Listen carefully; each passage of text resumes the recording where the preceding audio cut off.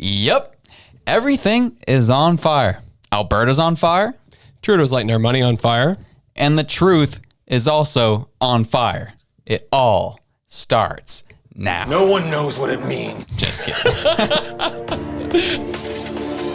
Innovation is in our veins. Soon the whole world will know our names. Sharing our knowledge and freedom reign. We here for the people, you know it's our way. Setting foundations is part of the dream. It doesn't matter if you're new to the game. Listen up now, cause we all gon' say, elevate, elevate, elevate, higher, elevate, elevate, elevate, higher. We gon' rise up, we all gon' shine. Work through adversity, stay on the grind. Elevate, elevate, this is our time. Elevate, elevate. Welcome to the Elevate Podcast, everyone. It's so great to have you all on one more time. It's your boy Josh. And Reg. And Reg is here with us. Let's go. Hey, you got a siren for that one. So excellent. Good to have you on the show. Dalton is on vacation. On vacay. He's enjoying some time off. He's getting some things sorted. He's want to get time off. 2, wants to focus more on real estate for the next couple of weeks. And he's just like, hey boys, just need a bit of a time. I was like, you got it, homie.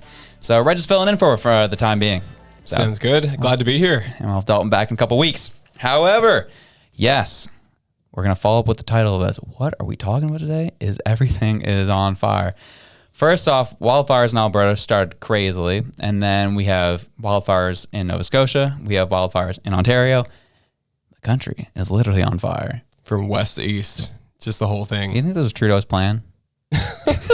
What? Conspiracy? No? No. This only happened under his leadership, right? No. You're going to get this flagged for like misinformation. It's just going to be like, no, these guys, they don't know what they're talking about. They didn't do the research. Exactly. You know? Well, we're trying to get as much pieces of misinformation in the first 5 minutes as possible just to get us flagged. Perfect. Yeah. That's what we call a hot start. You know? Yeah. Hot start with the hot takes. Yeah. Oh my God. But yeah, we'll start with what's been going on over in Alberta. At this point, wildfires are still going on. They have approximately still 87 active wildfires at the moment. It was at like somewhere close to 130.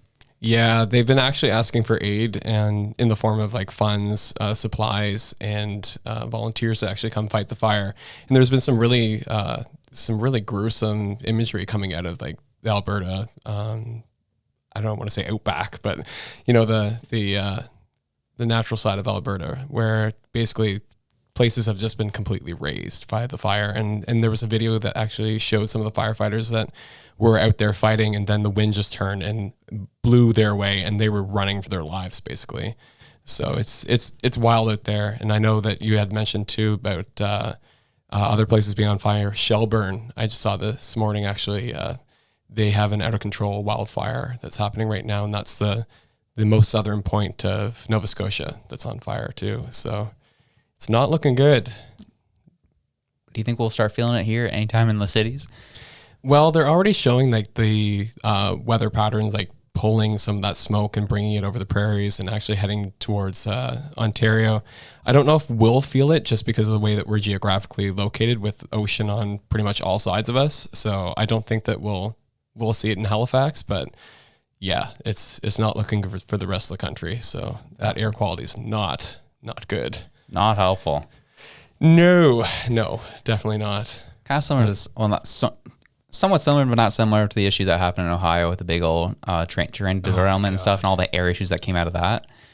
Yeah, like, you know, there's people that do have to evacuate because of the air quality. It's not good. Yeah, and what's really interesting about that one too is they were like, oh, we need to get these individuals in charge, like, you know, the lawmakers, the individuals that are responsible for the companies. We need to get them to come here and actually speak to the people as they're bringing people back into the area. And they're like, sorry, we can't. The health risk is too high. And it's like, well, you're bringing the residents back in, you know, so interesting. Yeah. That one, you know, the train derailed. Let's just light it on fire. Sounds like a good idea. A controlled burn. Yeah. That wasn't so controlled. Well, I know that there's been other controlled burns too that were not so controlled. And I think you found one in Alberta. So this is the funny story. You know, it circulated on TikTok and there was some truth to it. It's essentially a group out of Banff had a controlled burn. And it essentially, I have the story here. It was from, again, this is only funny because I brought this up in our initial meeting, and I was like, I think this is a thing. I'm not sure. I have to look into it. And you said, Josh, there's no way this is possible because none of like the crazy right-leaning outlets even reported on this. And I said, wrong. Western Standard happened to report on this. And the title of the article is Slobodian. Female firefighters planned burn goes awry in Banff. Awry. Dude. I think it's Ari, dog. Yeah. Sorry. Like Ariana Grande. Yeah, baby. Miss Ari. Ari. She's lighting it up. That's how I feel, man. That's how I feel. But anyways, the first part of the article says a prescribed burn highlighted on the agenda of a women's firefighting conference held to promote diversity and inclusion in a male-dominated field didn't go well. Accidentally setting Banff National Park ablaze wasn't part of the plan. The prescribed burn was carried out in Compound Meadows, adjacent to the Banff town site by Parks Canada and participants in Canada's first ever Women in Fire Training Exchange.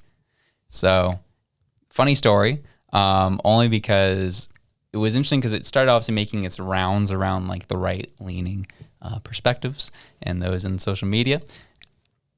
And so everyone started having this perspective of like, oh, it was a women's only group that started all the wildfires in Alberta. That's crazy. Well, we've talked about how there's about 130 different wildfires. This happened to be one that eventually got taken care of, that it started controlled, then it grew out of control.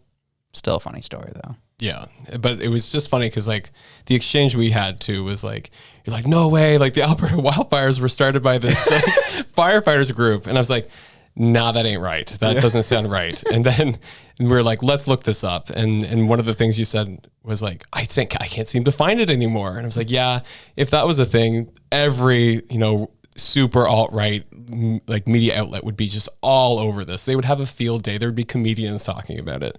But yeah, so what did you say? There was 110 active wildfires at that time? It was 130 at the time, yeah. Yeah, exactly. So one of them is not good, obviously. Right. But to then like the way that the picture was painted being like, oh, this is the cause of all the fire. It was like, oh, okay, that's not good. This is where we need to put on our critical thinking caps and actually like dive into it a little bit. Still a funny story though. I mean, same things happened in the California wildfires, right? The whole story of like, oh, it came from a reveal. Yeah, it started from a gender reveal. I was like, well, maybe. Was it the start of it? Maybe, I don't know. Was there multiple at different times? Obviously, I didn't follow up on that story. Don't really care about it. Not part of not my country, but similar thing can happen where it's like, oh, I'll have to start from somewhere. COVID started from eating bats. Like we always want to find the origin point. It's not always that simple. Yeah. And it's not all that useful either, right? Mm-hmm. I mean, if you got half the province on fire, it's like, who cares who started it? Who's putting it out? And right. So, and I think that's why the Prime Minister has so graciously decided to fan it with like our money. So that way he can try and put it out. But unfortunately, some of it caught fire. Oh, so. Oh shoot. Dude. So I guess going on to that point, we're obviously at this point, we'll just tie that off for 2 seconds, is that things are slowly getting controlled in Alberta, which is good. They're getting it contained. It'll be a little bit more time before everything is kind of taken care of fully. Mm-hmm. Obviously, we have some issues in Ontario in terms of wildfires happening there. But again, everything's getting contained. It seems like it's more than usual, the amount of wildfires that are happening this time of year. Granted, it is that time of year to have wildfires. But it just seems like it's more than normal that you would see this time of year. Well, we've just not been having the same weather patterns that we've had for decades, right? So things are a lot drier. We're getting a lot less rain in our springs. I don't know if you've noticed, like even Halifax this year, it was like, where was the April showers? Like we didn't have those couple weeks of rain consistently. What? I don't know what you're talking about. What? We had a full 10 days of rain. Yeah, usually it's like a whole month of rain. That is true. So that is true. And I know this just because like where we're moving, I was like, I want to dig up all my plants before the rain comes. And then the rain never came. And so I'm like, crap, get the hose, trying to like keep everything alive. But yeah, just the lack of water. So I think that's something that we're going to be probably talking about later in the summer is just like people's wells going dry. What do we do when the lakes are so much lower than they were and are? So I don't know. Stay tuned for that one. I'm going to get a good tan though. That's all I know. Oh, me too. I'm going to be looking nice and dark out here. I'm going to be sitting in my new backyard. Yeah. Hey, my guy. Yeah. It'll it'll be interesting to see what happens. Water tables, keep your eye on the water tables. I'd really be interested as well to see what happens there. And yeah, I had a thought and it escaped me. I hate that. And I'm going to remember it later in the show too. I'm like, crap, I can't go back to it now. Whatever. But, all right, next topic. There we go. Yeah, Trudeau laying, lighting our money on fire. Things are going crazy. But he had the audacity to tweet about this one restaurant, and one of his favorite restaurants, Montreal's The Main Deli, has closed down for good. Trudeau said, ouch, surprised at how much this hurts. An end to decades of the best smoked meat in Montreal. And then the reasoning, if you go to the next slide there, reasoning why they closed down was the owner of the restaurant could not be reached Monday, but Sarah said he was told by the people working there that the high cost of food and labor were the main reasons for closing down. One employee had been working there for about 35 years. This was at the time this tweet came out. This was a reasoning that was floated around. It has now been verified that that's the reason why they closed down, was because of labor costs and just inflation in the food sector. Yeah, well, you just think about like all the things that have gone up. Like when you look at how much rent is, how much, like you said, labor, how much it costs to truck the food to the restaurant to then be prepared to be sold to people, and people just not having the money to buy it. Like it's just all, a cause of inflation. And how is inflation caused? It's by printing money that we don't actually have and then spending it or giving it away. And this is the direct outcome. So it's just kind of very hypocritical to be able to stand there and say the best smoked meat place in Montreal has just gone out of business, and I don't know why. It's like, really? I think we can all tell you why. But also, how do you get away with like saying the best smoked meat place in Montreal without like a million lawsuits from all the other smoked meat restaurants being like, you're not allowed to say that, like you're indirectly like harming my business? I don't know, like what is the rules around something like that? Good question. That's probably why he put so many periods between each word. It's like, this is not actually a full clause. Yeah. You can see all the punctuation. Yeah, but you can tell it's obviously one of his favorite spots, growing up over there, and he's kind of bummed out to see it close. And so I'm sure it's an iconic spot over there in Montreal. Did he grow up in Montreal? I know that he's a representative for Papineau, I guess... Does he still sit with the seat of Papineau as prime minister? Yep. I guess. Yeah. Yep. Yeah. But I love that you're trying to add your little French accent there and trying to say it properly. Congratulations. I grew up in New Brunswick. Like, it's a bilingual province. Yeah, not where you lived. Fair enough. What? But I don't know. How would you say it? Well, like the most anglicized way possible? I'll do it both ways. I'll do a proper first. Oh no, proper second. I'll tell you how the real absolutely bastardized anglicized version is Papineau, and then the French version is Papineau. There you go. There we go. Beautiful. Yeah, that's how we're doing it, man. I'm bilingual. I'm running for prime minister out here, dog. Oh, okay. Yeah. But no, you said it. What you said was true, which is very interesting. Was sometimes our favorite restaurants close down. If Yayas closed down tomorrow, I'd be really sad, and I'd probably make a message about it. Love that pizza place. But the fact that very few of us can like complain about places closing down, and we actually had direct impact on why they closed down. Like that's next level. And so that's why Trudeau always got roasted over that tweet, is because it's like, dude, your policies directly impacted this, because you kept printing money, sending it over to Ukraine, giving it away, making sure all of these countries around us need money, whatever programs you funded in these various countries. And then just kind of gave it, helped out your homies, your constituents last. And then you're wondering why is everything cost so much? What's going on? Why is everyone closing down their businesses? Mm-hmm. I'm so heartbroken. Yeah, it was kind of the same thing that happened like during the Black Lives Matter movement, when he came out and was like, I am so in support. And then he gets down on his knee, and it's like, get off your freaking knee. You're the person who can like enact the most change here. You're the single most powerful person in Canada right now. It's like, so that kind of performative, gesture there. And then again, here with the restaurant, it's just like, it's classic Trudeau, and it's all talk. And it's really annoying because of the performativeness of it, where, like you said, you have somebody who is directly in a situation where they can make a decision or can control or have contributed to the negative outputs that we're seeing. It's like, and then to come and be like, I don't know how this happened. It's like, Yeah. Really? It's like you're either lying to me or you're, real dumb. And I'm hoping that you're lying to me, because it'd be really disappointing if you're that dumb. Yeah. So 100%. I definitely am in the camp of him lying. That's just what he does best. That's what he's always done. So it is kind of frustrating though to see this all go down and see, many restaurants, many businesses, starting to close shop because of just the rising price of everything. People are starting to feel it now, even with housing, where like house homeowners are now starting to feel it hardcore. Obviously, renters have felt it for a long time at this point, but now homeowners are starting to hit that point with like some of these interest rates, where like people are like, oh wow, like maybe 10% of what I'm paying monthly is going towards my principal at this point. The rest is going to interest, and then it's getting to the point where it's like almost all of it is interest. Mm-hmm. People are starting to feel the crunch there, and it's just one domino away falling for people to lose their homes.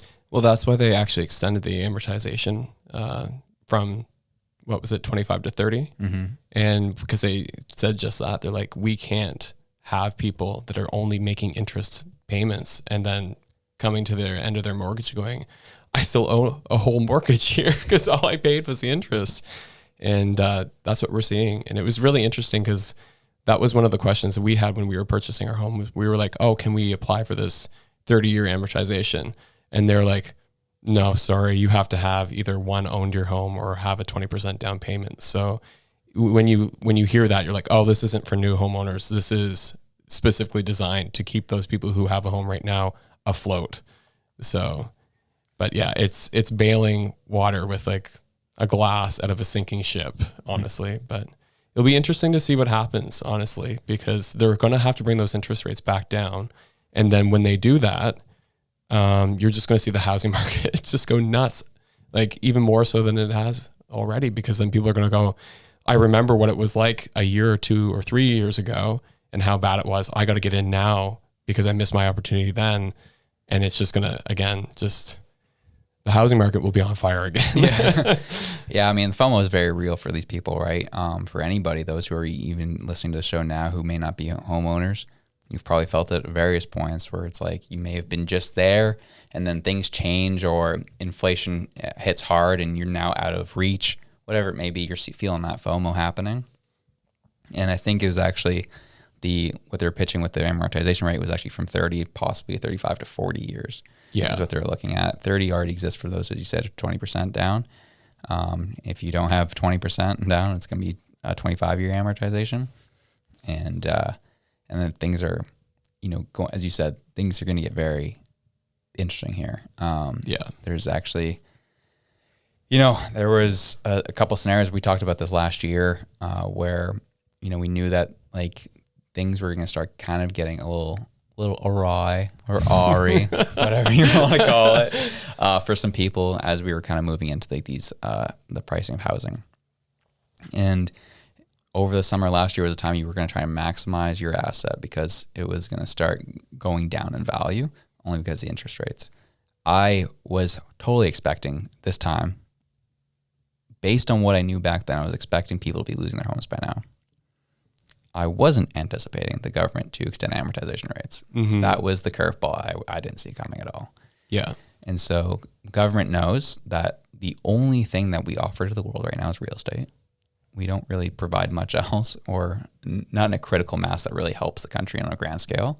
And so we can't allow, the government cannot allow for the housing market to collapse, or the country's going to collapse. So that's why we've seen these extensions happening. Mm-hmm.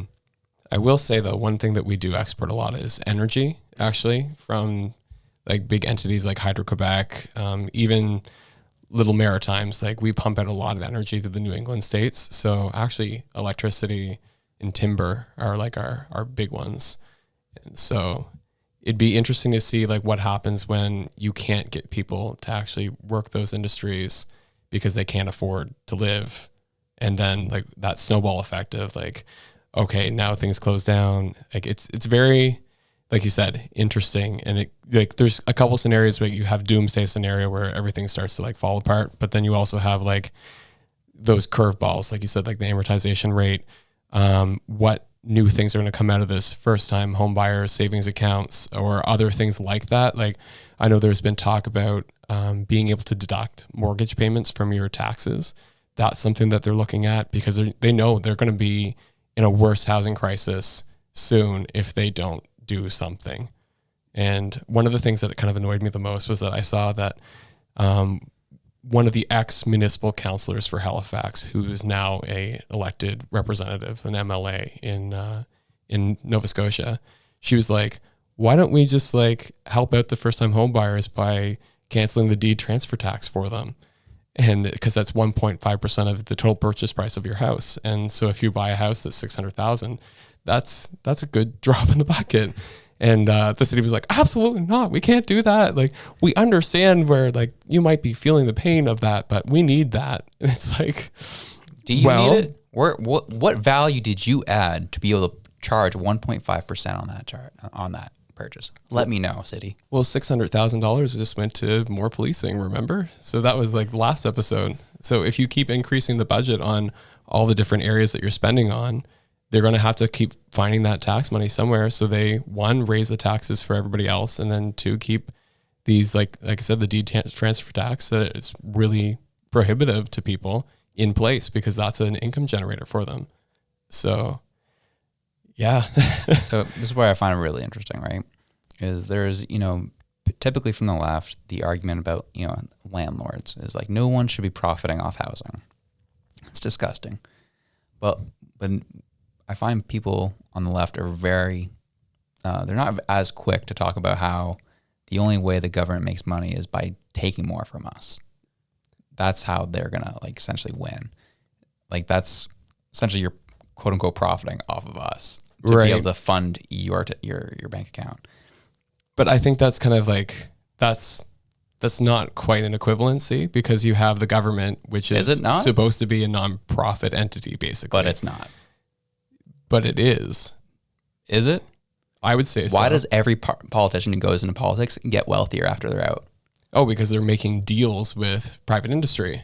But that's not taking taxes out of taxpayers' hands. You're using that as a tool to get what you're wanting. Yes, definitely. But I'm saying that you got to actually like compare apples to apples here. If you're saying a landlord who's taking money for a service that they provide, the government is not taking money for services that they provide. Yes, they are. You'll get a tax bill, right? But what I was just going to say, other than their own paycheck, so which is one form, but that's not where they're making their wealth. Their wealth isn't on their paychecks. If you actually look at the amount of money that they're getting, high-level directors in small to medium organizations are making that. They're making their money off of the handshakes and the golf course runs and the different things that they do, where they're like, oh, we could get that bill passed, or, oh, we can, bend that regulation, or, oh, we can do this thing. And then private industry makes a whole crap ton of money. Or it's like, here's Crown land. Maybe we want to like make it not Crown land and put a golf course on it. So that's the kind of thing where then politicians like suddenly come into wealth and you're like, how did that happen? But as far as like actual tax dollars going to, I wouldn't say like ingratiate the wealth of these politicians. I don't see that as a correlation. So, because like I said, like it's different. It's more nuanced and it's exactly. I would say it's more sinister. So 100%. And that's my point is that's how essentially people on the left argue. Where it's like, well, if not actually, this is all the look. You made the argument now. Well, this is all the things that need to happen. This doesn't actually go right directly to the bank account. That's such a stupid thing to say. And it's like, no, but they rate the game and they play the game in such a way to be able to manipulate it to then get wealthy. Right. But what you were saying though is incorrect because what you said is basically tax dollars go to pay for the swimming pool for the elected official. That is somehow beside their regular paycheck that they get paid for. No. What I was saying is, or at least what I was trying to say, is that you get all these programs going because you made promises to X, Y, and Z people to make sure you keep power. And so you then open up all these more government programs that need more and more funding so you can tax people more and more to be able to fund these things to get these deals going. That's what I was getting at. Yeah, I think the amount of actual like bad actors in government, though, I think it's a lot less than you think. I think we have different opinions on that. Just especially because of my exposure to different government officials, that I think most people go into that, like I would say like a good 90% of them go into that like with good intention to do good work.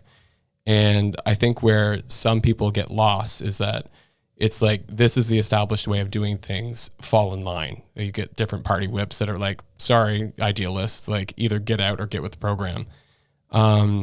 So I think that to say like these people are just going in there to take tax dollars to create programs that will then somehow give them kickbacks, I think that's not accurate. And I think that's unfairly painting everybody with the same brush. That's not to say that there aren't people who definitely do that. And we've seen examples of that in the past. And kind of like the golf course example that I gave, where, you know, it was very clearly an elected official who said, let's delist this property from the Crown land. I don't want to say like zoning, but essentially that, so that it can be privately sold. And, or the example of like the hospital that they're building out in Bears Lake, or the health center, I should say. It was like, that's the worst place to put it. Why did you put it there? And it was like, the elected official at the time had a relationship with another person who owned that property. So it's like, okay, I can see that. But like I said, to say that there's a one-to-one relationship with like tax dollars equals creating wealth, I think that you're creating too simple of an argument, and then it falls apart and it actually draws attention from the real issue. Yeah, well, I 100% disagree with that. I couldn't disagree more with that. Yeah. Because I think that's where the right always gets in trouble when they're debating, is the left will always try to break it down. Like what you're claiming I'm doing is what in some ways you're doing is you are making it so you are simplifying 3-4 different things into their own boxes, and they can't be related at any point. And so thus you are now oversimplifying. When it's like, no, it's obviously a lot deeper, and things are connected, and it's not always like just the fact that government officials to fund whatever they're looking to fund, whether it be, we need more money for policing, or we need, or the controversial one, which obviously has gotten a lot of pushback from the public, is the football stadium here in Halifax. Yeah. Whatever it may be, sometimes things just get pushed through, because there's something on the other side of this, and we then introduced, again, more government programming, then that needs funding. Where do you get funds from? You find ways to tax, you find ways to ticket, you find ways to do things to be able to bring up that money. The controversial one that was just recent was making sure people are paying for parking on Saturdays. Mm-hmm. These are different ways that essentially councillors and government officials are finding ways to squeeze money out of the populace even more than they've had ever before. And you can't tell me that you, or at least I can't say it, that I am more wealthy today than I was back in 2015. I can say that I am. Like, just based off time and like the fact that now I'm going to have a house, and I've been saving and investing and doing these things that are going to create my own personal wealth. But I could say that the Canadian dollar isn't stronger than it was back in 2015, if you wanted to say that. But I think that the problem that I have with these kind of arguments is that you can't make a very flamboyant, grandiose statement and then have somebody like argue it, because like that's the problem, right? It's like no, I disagree with that statement, and here's why. It's not that I want to compartmentalize everything that you're saying and then attack it piece by piece. It's like I need you to make a more like accurate statement, so that way we can have a conversation and actually pull out root causes and things like that. Because what happens is when you make a very flamboyant statement, like the government is taking your tax money to ingratiate themselves with wealth from the backs of taxpayers, it's like, that's going to be very clickbaitable. And that's going to be really, really something that people are going to be drawn to. It's going to get a lot of clicks, a lot of likes, a lot of people on, Freedom Eagle News and Facebook that are going to share that. But it's like, it's very disingenuous, right?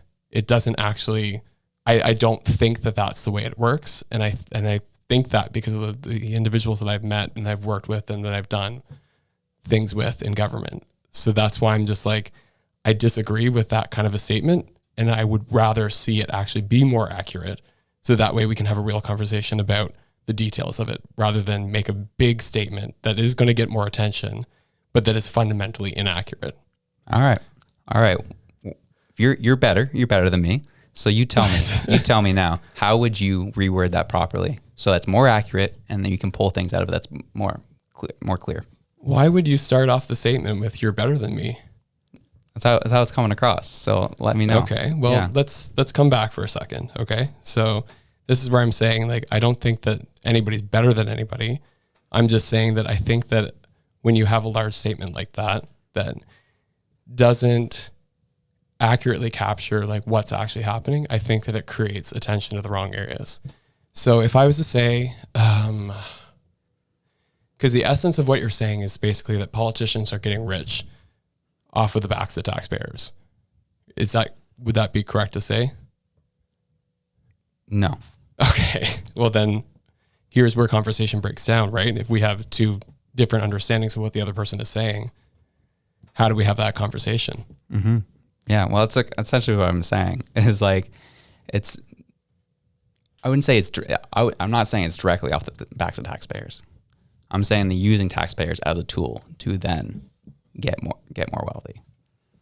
Okay. So then I would say that my statement would be, I think that you have some politicians who are using their position to get more wealthy. Okay. That's what I would say. So that's the more accurate statement. In my opinion, that would be. Maybe not your opinion. No, I'm just asking. Yeah. Cool. I'm just not seeing much of a difference. That's all I'm curious of. So,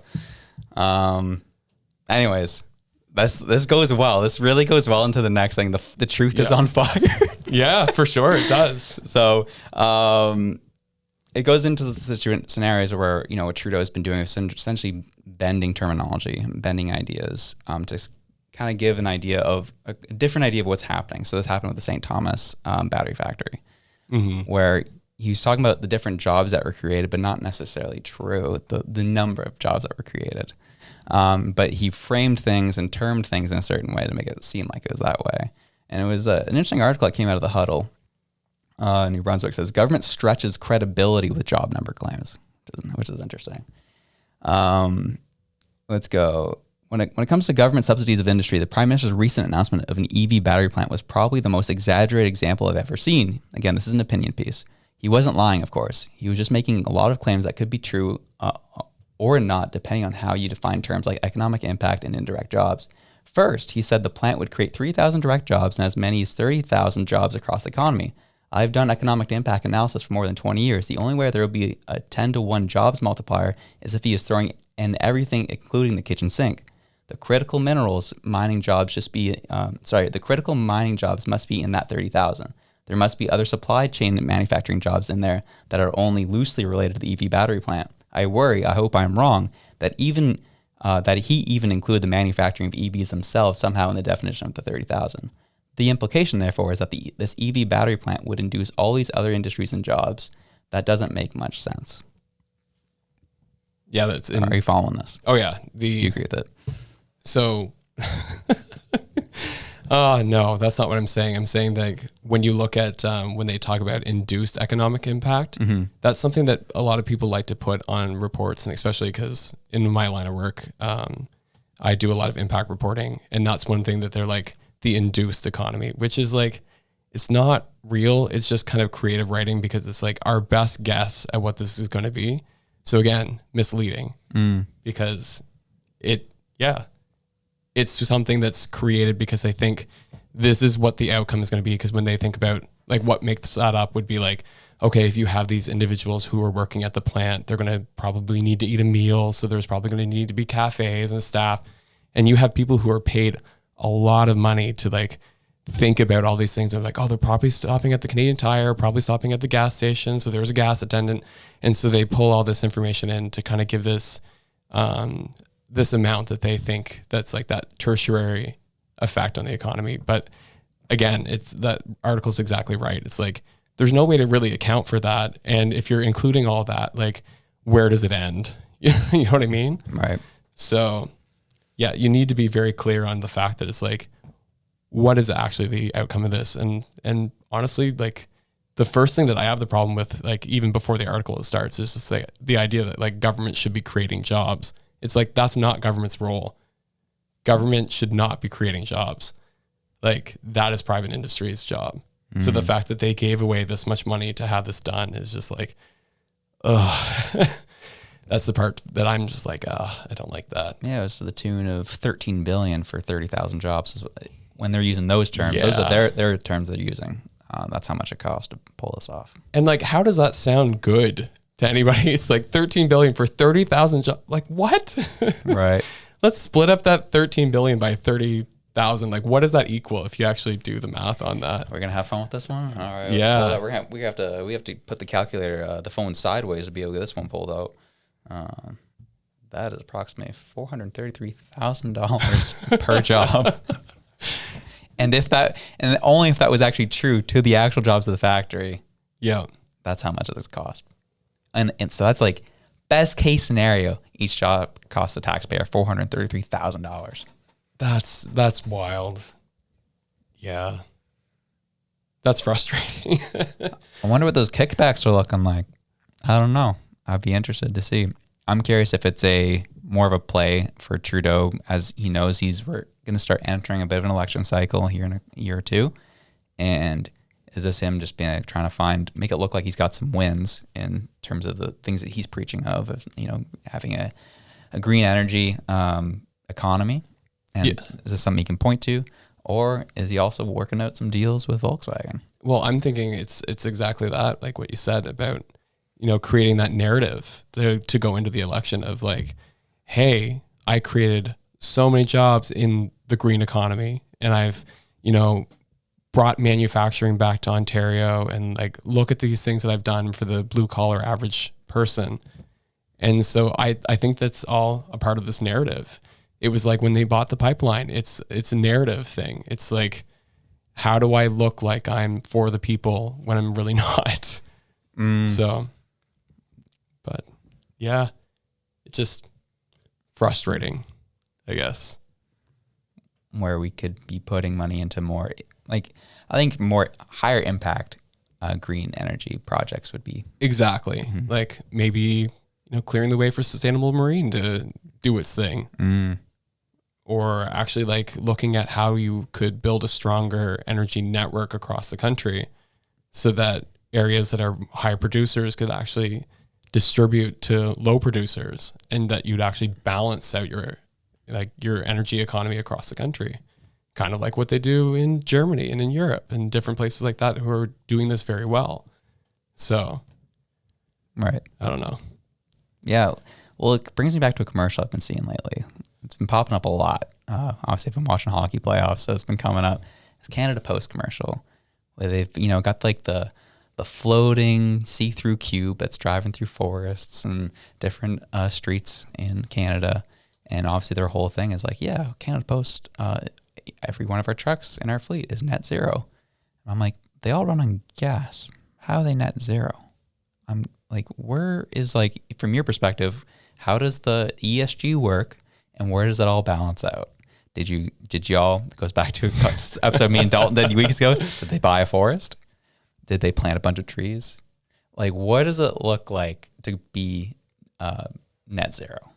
Yeah, and it's wild because if you look at some provinces like New Brunswick, where Irving will come in and cut the crown land just to like raise it, completely level it, and then go in afterwards and replant it with all some like high value timber that they're going to then harvest later. They get like all this kickback and all this like praise for, look at them reforesting. And it's like, how much of that goes into their carbon equation? So it's like, yeah, these things, like you said, like I've kind of become disappointed, I guess, and disenchanted with ESG scores. And that was kind of like, oh no. Yeah. That's a big thing for you to say, man. That's a big thing, especially for you.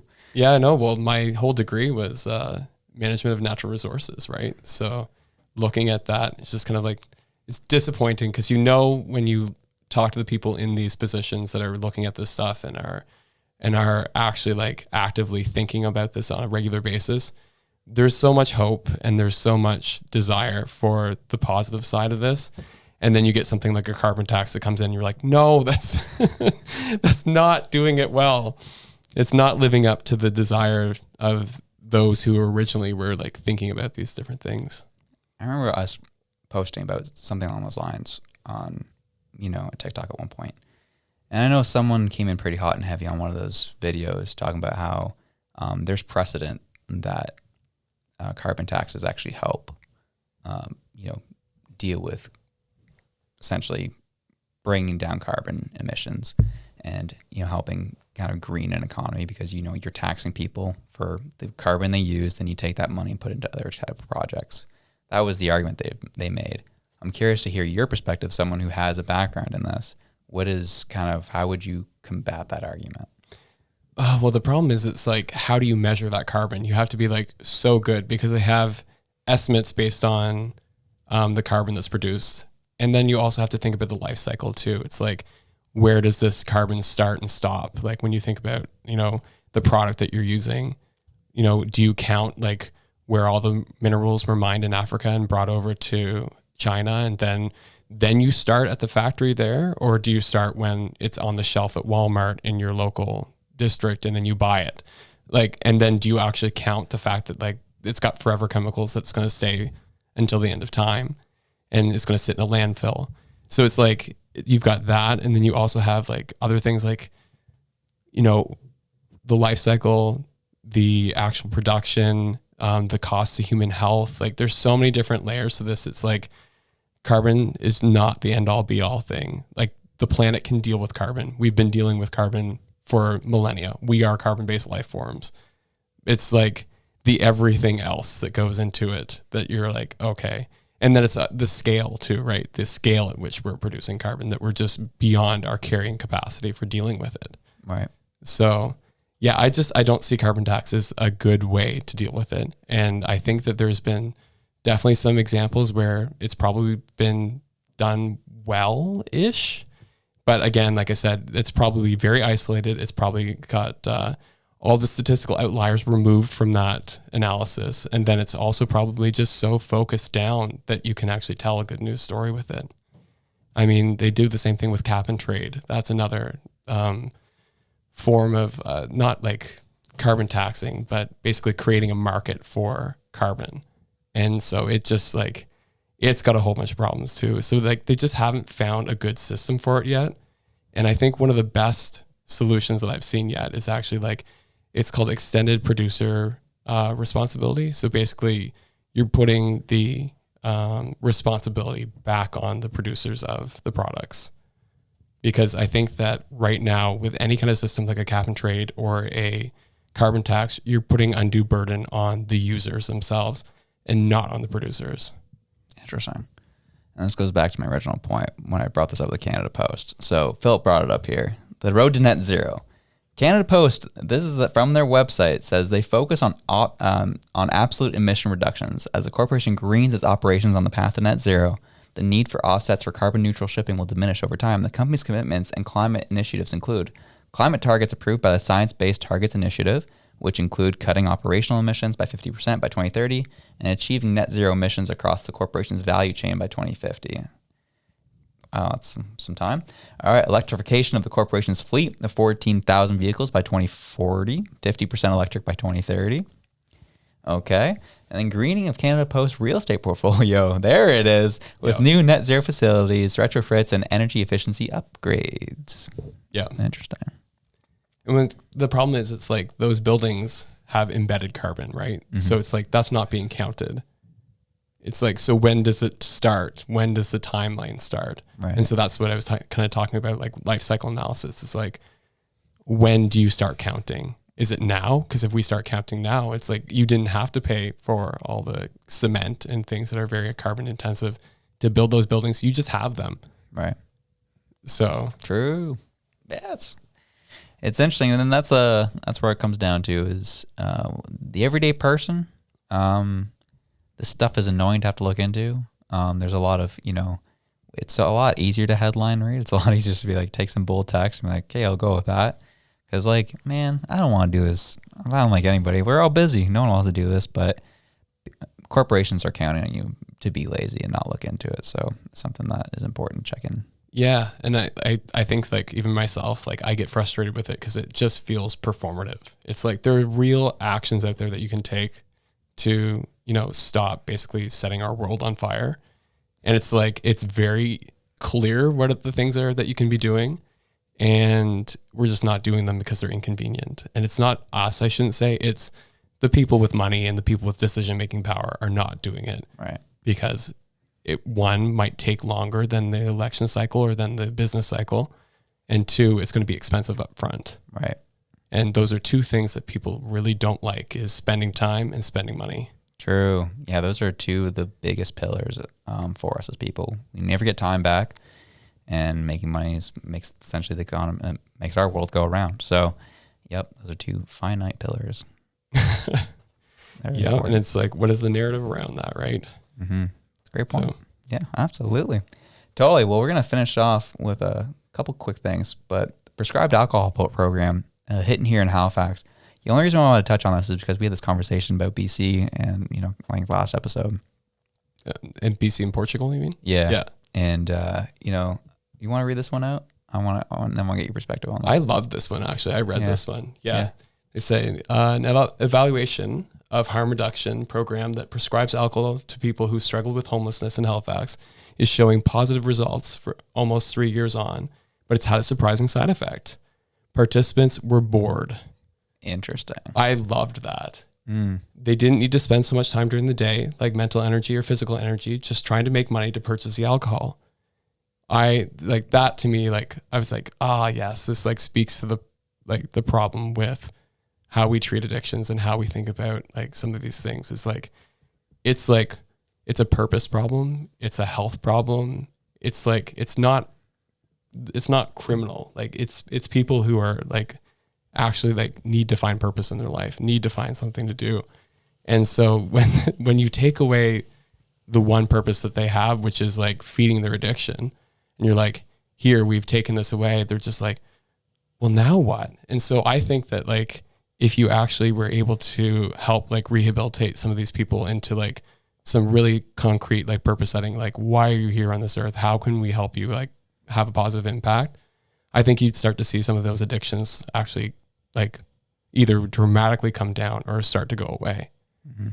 So, yeah, I've been around people with addictions and different things that come up, whether it be gambling, whether it be alcohol, drugs, sexual addictions. They usually come down to the same thing, whereas they start because, you know, it feels good. It kind of numbs a pain they're feeling. Mm-hmm. Or B, they're bored and then it got really caught up in it, you know, and they were just looking to fill their time, which is why at times it runs rampant in small communities. Yeah. You know, and then, so that's the key is, you know, how do you, again, you kind of try to, I can see where a program like this could work. You know, I want to look more into it and just in terms of what they're doing and kind of how they're acting on it. But I can understand the theory and I can follow the theory. It's like, okay, if you allow them to feed their addiction and then from there, you kind of help them fill their time with more positive things, eventually that addiction can fade, is what I'm gathering. Is what yeah, for sure.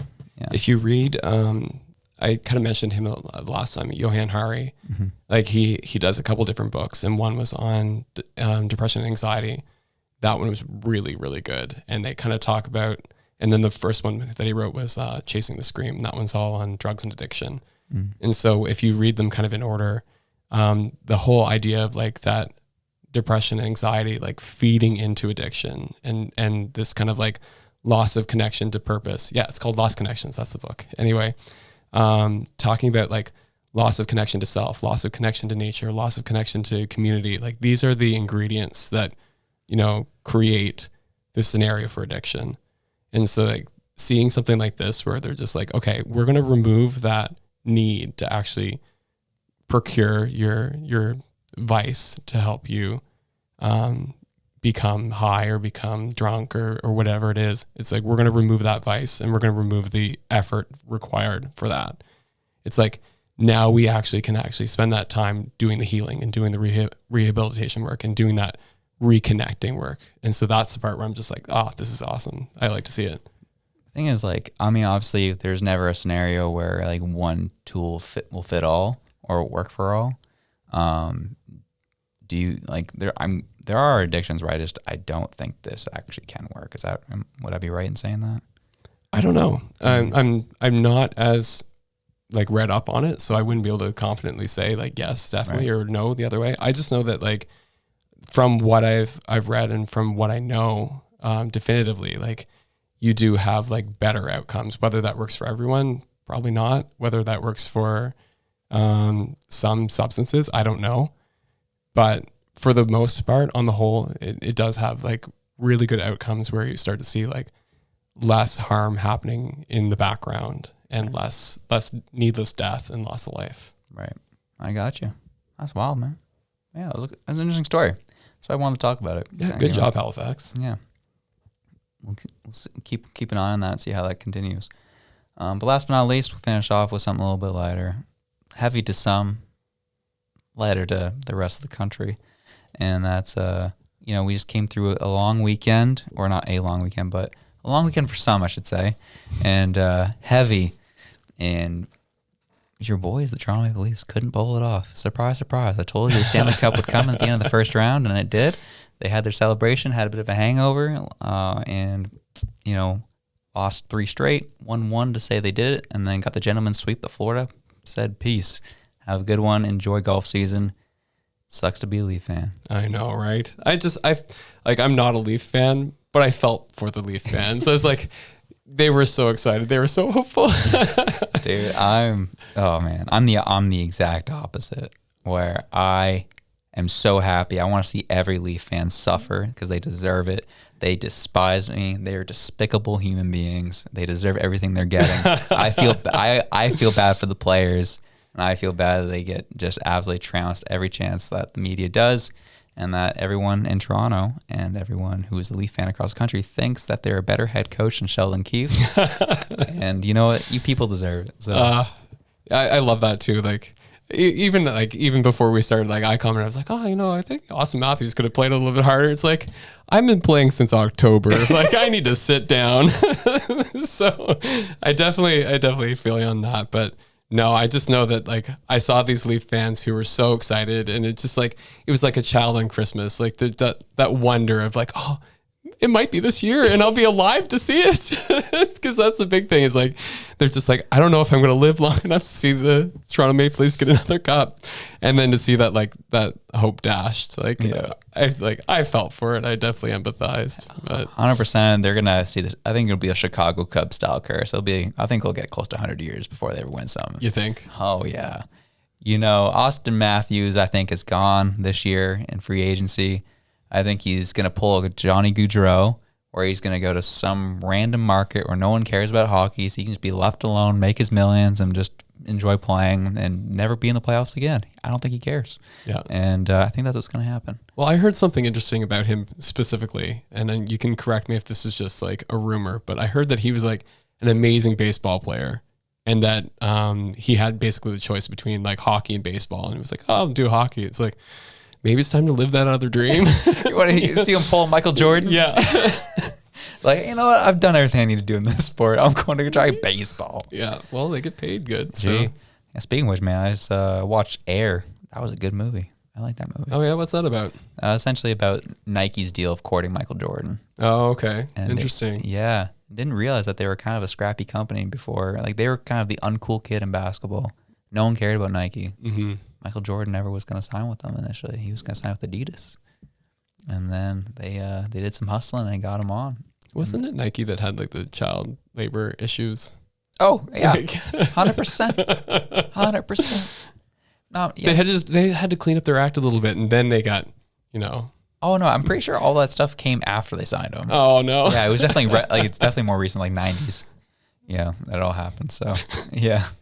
Yeah, I'd never buy anything Nike, but it's an interesting story, at least from a marketing perspective. You don't want to just do it? Dude, that was something that came up funny in the movie too. Was don't know if it's true or not, but it was Chris Tucker's character brought this up. It was like, you know where Nike got their Just Do It from? There was a guy down somewhere in Texas who was being executed, and they asked him what his last words were, and he said, "Just do it." Oh man. I'm like, yo, that's true. That's hilarious and sad at the same time. But anyways. Swoop makes more sense. It's the blade. Yeah. Oh, that's dark. Yeah. Well, apparently, according to the CEO, the swoop was supposed to be a sound wave. Oh, So okay. it's supposed to be. And he spent, again, this was said in the movie. Don't know if it's actually true or not. But apparently he paid $35 to a graphic designer to get that done. Well, I mean, it's a check mark. Yeah, Come baby. on. It's a swoosh. That's now been probably rebranded many times over by companies with multi-million-dollar budgets to do the graphic design work for it. Oh, definitely. And it's still going strong, baby. We love to see it. Anyways, that was a dang good show, yo. So, Got a little spicy in the middle there, but we brought it back around. I don't know, but brought it back around, man. I still hate you. Whatever it is you're doing. I'm just kidding. Whatever it is you're doing, whether you be watching hockey. Having a controlled burn. Oh. Or having a gender reveal. Oh, whatever it is you're doing, wherever you are, we love you. Peace.